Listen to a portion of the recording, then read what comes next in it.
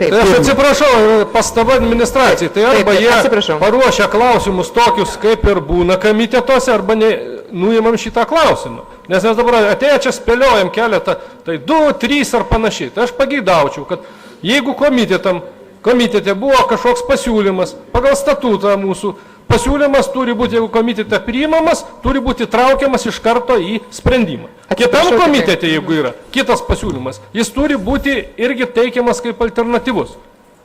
Be abejo. Tai turi būti klausimas paruošiamas pilnas. O dabar mes stovime ir pranešėja, tai 2, tai 2, tai 3, čia nerimta.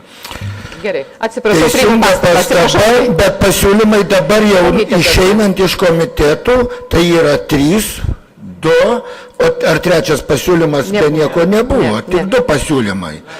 Tai ar dabar vėl taip analogiška tvarka, kaip aną klausimą turim balsuoti, aš dabar klausiu, už tai, kad įtrauk tuos 2 pasiūlymus, ar už kurį pasiūlymą, ar... Pagal mūsų jau yra įtraukti į nutarė, tai turėjo būti. 2 variantai. Tai dabar taip, tik tai eilės tvarka balsavimas. Pirmas komitetas 3%, antras komitetas 2, tai tokia tvarka ir balsuojam, taip? Gerai, prašau. Žodį. Aš norėčiau truputėlį dėl tų tarifų, tiksliau dėl tų žirklių didesnių, dėl ko mes prašom 3% už nenašes, tai yra nenaudojama žemės, tai yra dėl to, kad būtų suinteresuoti žmonės dirbti žemę, išnuomoti, nes turtas turi būti naudojamas. Iš to ateina ir pajamos, ir biudžeto taip pat eina. Tai vat, kad būtų didesnis skirtumas, dėl to aš prašau priimti 3%. Gerai, ačiū, perinam prie balsavimo turbūt. Taip, dar prašau tarybos narys Almantas. Aš čia tik tai dėl pačio balsavimo, nežinau, kaip pasielgti aš pats asmeniškai ir tie, kurie čia yra žemės savininkai ir ūkininkai ir panašiai, nes čia kaip ir liečia daugelį ar nedaugelį, bet dalį tų, kurie valdo tas žemės ir tas mokestis kiekvienam, jis kažkiek bus mažesnis ar didesnis. Neaišku, koks jis bus nuo verčių. Tai va, tai toks klausimas, kuris paskui čia neįsivelsim į privačių ir valstybinių interesų konfliktą.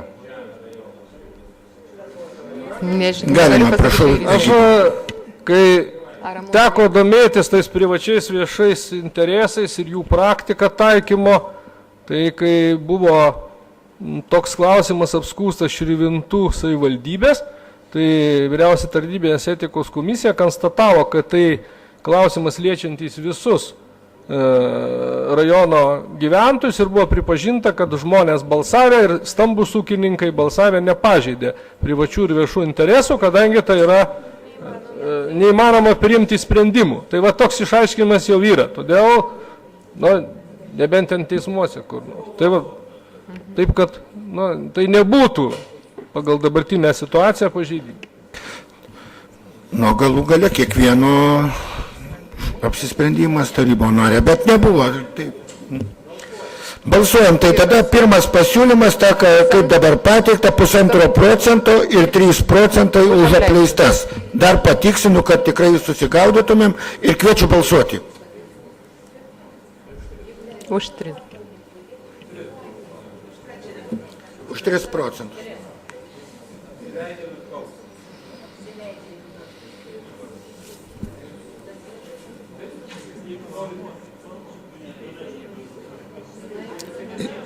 Zinaida nebalsuoja?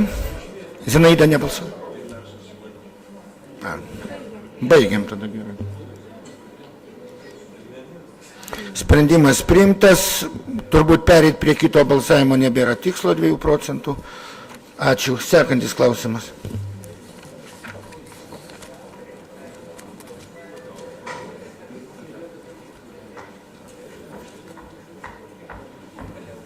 Labadiena visiems.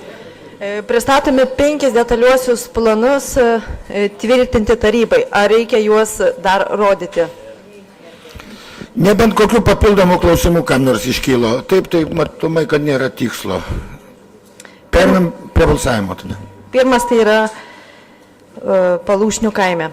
Tai eilės tvarka. Keičiam žemės paskirtį į žemės ūkio į gyvenamasis teritorijas. Gerai, balsuojam.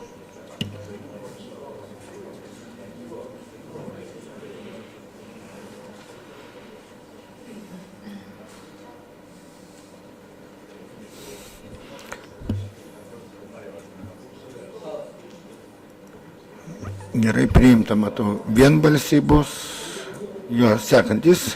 Antras 7. klausimas Bajorų kaime. Taip pat paskirtis keičiama į žemės ūkio į gyvenamasias teritorijas. Jeigu klausimų nėra, tai irgi kviečiu balsuoti. Bajorus.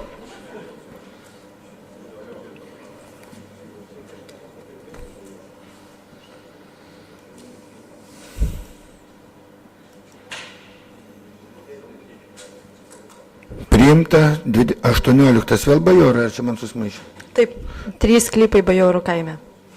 Ar iškylo klausimų ties 18 klausimų? Nėra, balsuojame.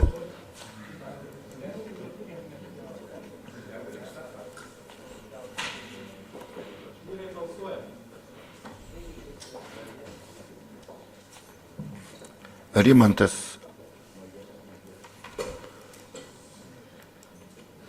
Ačiū, priėmėm. 19 klausimas vėl bajorai. Taip.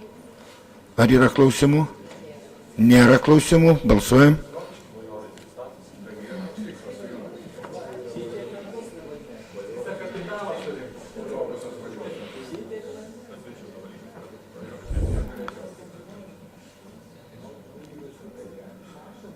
Romas ir Egidijus turbūt.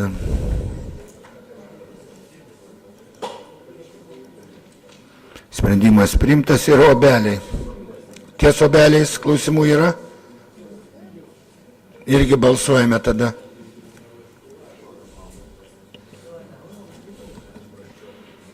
Visi? Taip.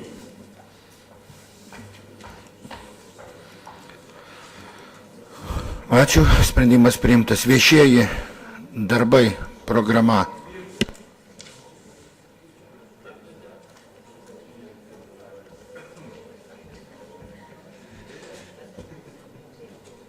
Rokiškio rajono savivaldybės viešų darbų programą 2013 metais, prašau patvirtinti.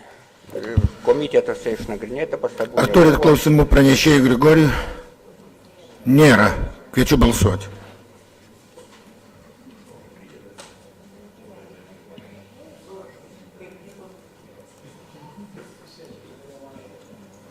Ačiū, sprendimas priimtas. Dėl, kas čia dabar ateina seniūnas, 22 Bulgarija pravadėje, taip? Žiūriu, ateina seniūnas. Klausimas buvo dėl Bulgarijos savivaldybės partnerystės projekto komitetuose pristatytas. Ar turite klausimų pranešėjui? Jeigu pritarim, siūlau perėti prie balsavimo. Aš vieną turiu. Taip.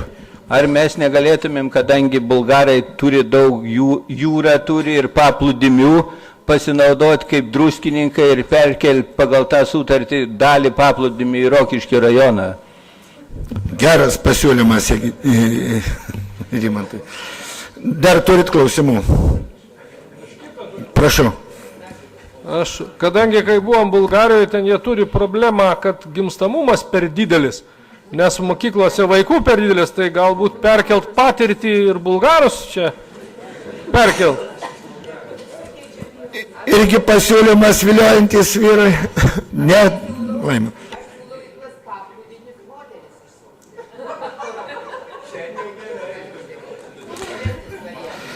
Tai jeigu daugiau nebėra klausimų ir pasiūlymų, kviečiu balsuoti.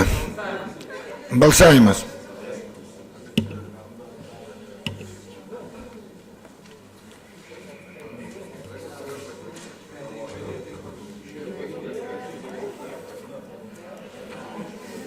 Sprendimas priimtas. Ačiū. 23. Žemės sklypo paėmimas visuomenės poreikiams.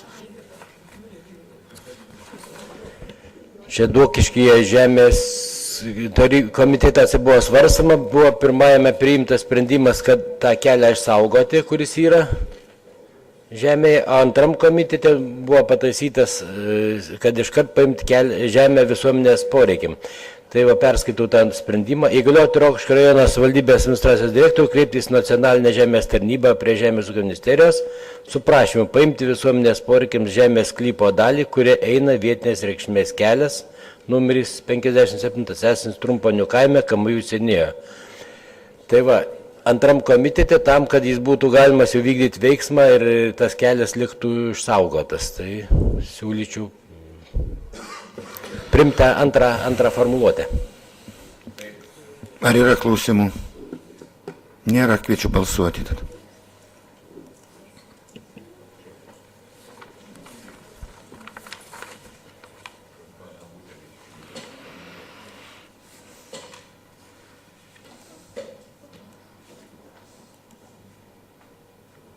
Ačiū, sprendimas priimtas. Ir ten dėl vyriausybės atstovo komitetuose buvo pateiktas klausimas, tik tai dar nauja, kurio nespėjom, aš noriu pagarsinti teikimo, kurį gavom šiandien. Tai vyriausybės atstovė pasiūlė savivaldybės administracijos direktoriui svarstyti Rokiškio rajono savivaldybės administracijos direktoriaus patvirtintų atstovavimo Rokiškio rajono savivaldybei akcinėse bendrovėse ir uždarosiose akcinėse bendrovėse taisyklių pakeitimo klausimą, tai yra nustatyti taisyklėse visuotinio akcininkų susirinkimo sprendimų projekto pateikimo savivaldybės administracijos direktorių tvarką. Tai va, pagarsinu ir nebetėm to klausimo ir genų teisius tarybos nariam irgi. Ar dar būtų kokių klausimų? Prašau. Supratau esmės šito teikimo, gal paaiškinkime? Aš tik tai tą ir matau ir daugiau nieko nėra, pažodžiai paskaičiau. Tai čia reikėtų tada administracijos vadovybei tiesiog įsinagrinėti. Ir pateiksim sekančiam klausimui. Man irgi nėra aišku priežastis, dėl ko čia pateikė, tai įsinagrinėję sekančiam tarybos posėdyje pateiksim. Nes viską pažodžiui paskaičiau. Šiandien radom ryte tai. Nėra daugiau. Tai paskutinis klausimai ir atsakymai diskutuojam, ar tai baigiam tarybos posėdį. Tai prašau, Almantai, tada. Paklausimų. Turėčiau du trumpus, kad paskui negaišinti laiko. Tai vienas skaičiau Gimtojo Rokiškio internetinėje svetainėje, ne per daug seniai buvo įdėtas jūsų merė kreipimasis dėl obelių paminklo rėmėjų paieškos ir sąskaita ten buvo, tačiau, kaip nekeista, nespėjau aš jos nusirašyti, nes staiga dingo. Galvojau, kad bus Gimtajam Rokiškiui paskelbta, tačiau irgi nieko nėra. Tai ar čia suprasti, kad jūsų nuomonė pasikeitė, ar čia korektūros klaida, ar čia ateities planai, kur ta informacija dingo? Absoliučiai nežinau dėl informacijos, kame reikalai, o mes kalbėjome ir su Gimtojo Rokiškio redakcijos vadovė, redakcija irgi kažkokiu tai būdu norit prie tai prisidėti ir apie paramą ir taip pat matomai bus paskelbta ir Gimtajame Rokiškyje ta informacija, o dėl internetinės svetainės aš negaliu atsakyti, kas gal prižiūrit, galit pasakyti. Iš tikrųjų negaliu nuoširdžiai, jokių. Ne, tai jūs netaip supratot. Buvo Gimtojo Rokiškio internetinėje svetainėje pasirodžiusi informacija, straipsnys kaip anonsas vakare, kad kiek supratau, rytoj, sekančios dienos numeryje bus tas straipsnis. Tai gal čia susijęs su rinkimais, kad nespausdina, ar kas čia? Galbūt nespėjo, čia reikėtų redakcijos paklaus, bet ačiū už klausimą, perkalbėsim ir pasitikslinsim. Jo. Straipsnis tikrai buvo, aš skaitau laikraščius įdėmiai, straipsnis tikrai buvo, ponas Blažys, perskait laikraščią, ir nežinot, skaitykit, pradžios iki galo. Na gerai. Gerai. Ar dar daugiau